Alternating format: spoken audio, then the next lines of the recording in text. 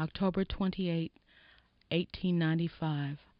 My dear Sadie, by the time you get this letter, you will have heard of the dreadful fire we have had here, and how the dear old rotunda is all burned down, and nothing left standing but the walls, the front and back porches, and some blackened pillars. The first alarm was at about 10:30 yesterday morning. The fire began up in the roof of the back porch, just behind the drawing room.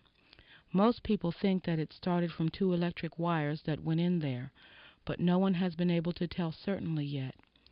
I had gone down to Sunday school, and the rest of the family were just about to start downtown for church, when Cousin Mary noticed several students running toward the rotunda, and Papa ran right on over.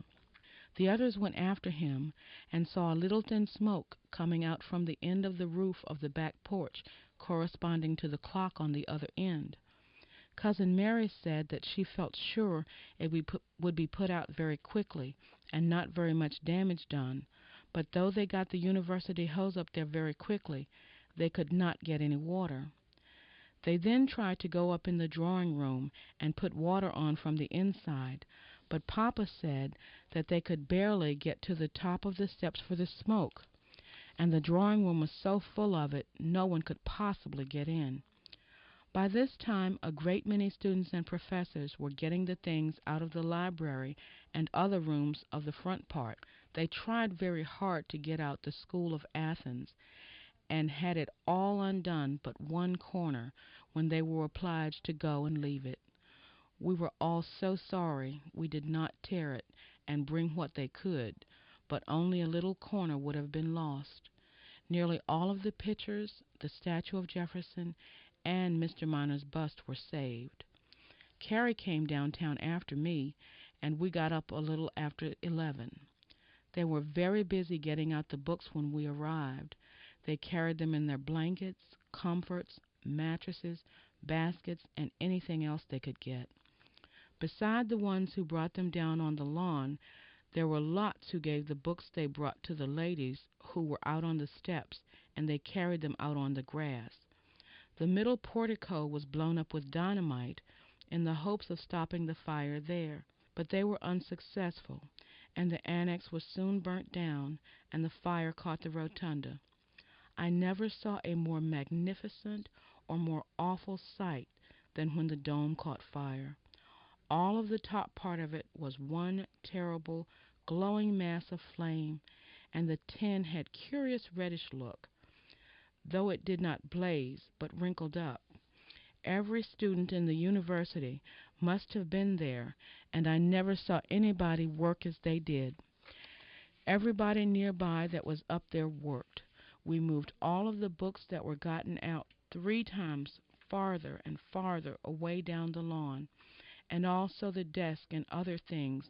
They tore part of the roofs of the old chapel and the reading room off, and blew up a good deal with dynamite to keep it from spreading to the dwelling houses and dormitories.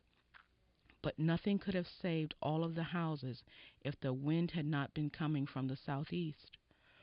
That blew the fire right away from the lawn, but towards Carr's Hill and all over this way. One of Dr. Chancellor's stables caught on fire, but he was over here watching and soon put it out. Some grass and one tree caught on Carr's Hill, and right along the edge of the campus.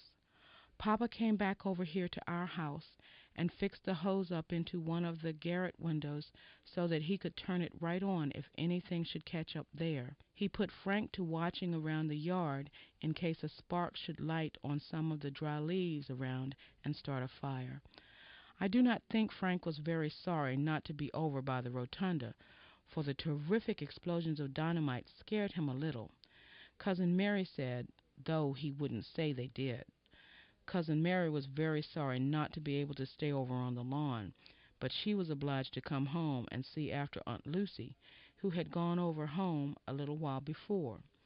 She found her very weak and faint, and hardly able to get her breath, but fortunately Papa had been here and had given her a little whiskey and water, and she soon began to get better, and in a little while she was well enough to walk slowly home with Cousin Mary. After that, several other fainting and frightened ladies came in, and Cousin Mary had to take care of them, so she had no chance to go back to the fire. There were no serious accidents. One fireman fainted, and falling on the torn and jagged tin roof cut his face right badly. Mr. Eccles hurt his arm, and one or two students fainted from heat and fatigue. The old clock stopped at 5 minutes to 12, and not very long after all the wood around it was burned away, and it fell with a crash down on the pavement. Two long lines of men were formed down East Lawn, and branches going down each alley to the hydrants. In one line the buckets were going up to the rotunda, and on the other coming down again. They poured water all over Mr. Tuttle's house and Dr. Buckmaster's, but the fire did not get that far on either side. Last night it looked as if the whole rotunda was lit up from top to bottom. All the inside was bright, and the light shone out through the empty window frames, just like it used to do at commencement or any other time when there was an entertainment there. I went up in the library Saturday morning to take back some books we had out, and I never thought it would be the last time I should ever go in. There was a lecture in the public hall Friday night. Cousin Mary and Papa went. The man who lectured was Mr. Fisk. His subject was Charles Lee, the Soldier of Fortune. We have heard from Mama and Jean 2 or 3 times. They seem to be enjoying themselves very much. I hope you had a happy birthday. It is certainly one of the most memorable you have ever had. We all send a great deal of love. Your affectionate sister, Belle Dunnington. P.S. Papa is going to send you the copy of the Progress telling all about the fire.